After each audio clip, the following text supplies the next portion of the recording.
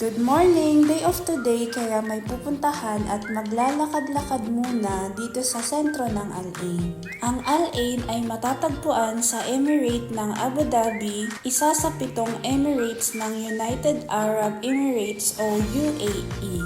Ang Al Ain ay isa sa pinakamatandang lungsod sa mundo na may kasaysayang mahigit 4,000 taon na. Sa kabila ng mainit at tuyong klima, naging posible ang buhay sa Al Ain dahil sa presensya ng mga natural oasis.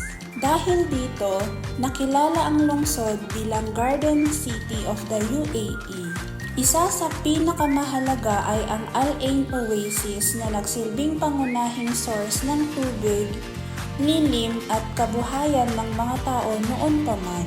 Ang isa rin sa dahilan kung bakit umunlad ang Al Ain ay ang Falaj Irrigation System. Ito ay isang sinaunang sistema ng patubig na kumukuha ng tubig mula sa ilalim ng lupa at dinadala ito papunta sa mga sakahan.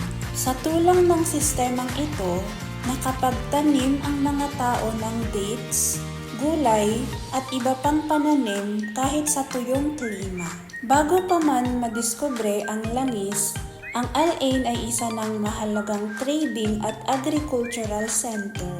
Dito dumaraan ang mga mangangalakal at manlalakbay mula sa iba't ibang bahagi ng rehiyon. Nagpapalitan sila ng produkto, kaalaman at kultura kaya naging mahalagang bahagi ang Al Ain ng kalakalan sa sinaunang panahon.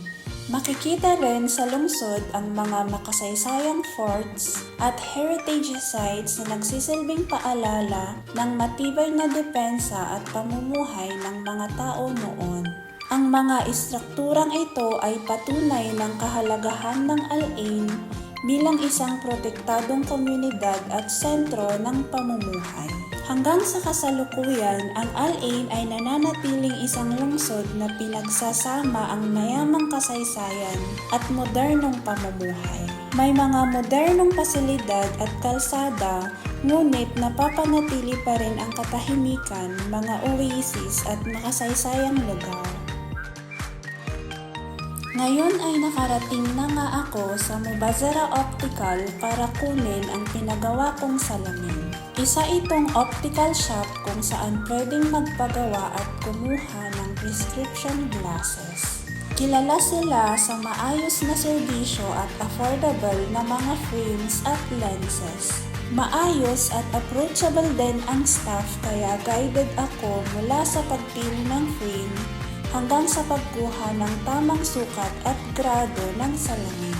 Dito ko pinagawa ang glasses ko at after a few days, ready na siyang kunin.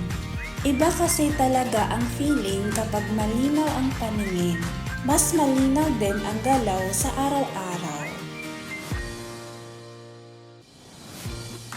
Napakahalaga rin pala ng Al Ain sa kasaysayan ng buong United Arab Emirates dahil ito ang birthplace ni Sheikh Zayed bin Sultan Al Nahyan, ang founding father ng UAE. Dito siya lumaki, namuhay kasama ang mga tao at natutong pahalagahan ang kultura, tradisyon at pagkakaisa ng komunidad. Dito rin nahubog ang kanyang paniniwala na ang tunay na kaunlaran ay nakabatay sa pagmamalasakit sa tao, respeto sa kalikasan at pagpapanatili ng kultura. Ang mga prinsipyong ito ay makikita pa rin sa modernong disenyo at pamumuhay ng lungsod. Sa modernong panahon, ang Al Ain ay pinagsasama ang kasaysayan at modernong pamumuhay. Mayroon itong mga ospital, paaralan at modernong pasilidad pero nananatili pa rin ang katahimikan ng mga oasis, ang kagandahan ng mga parks, at ang kahalagahan ng makasaysayang heritage sites. Ito rin ay kilala bilang City of Learning dahil may mga paaralan at university campuses na nagbibigay ng edukasyon sa buong rehiyon. Sa puso ng UAE matatagpuan ang Al Ain, isang lungsod na humubog sa kasaysayan at karakter ng bansa. At hanggang ngayon, ang Al-Ain ay nananatiling lungsod na tahimik, makasaysayan at inspirasyon para sa lahat.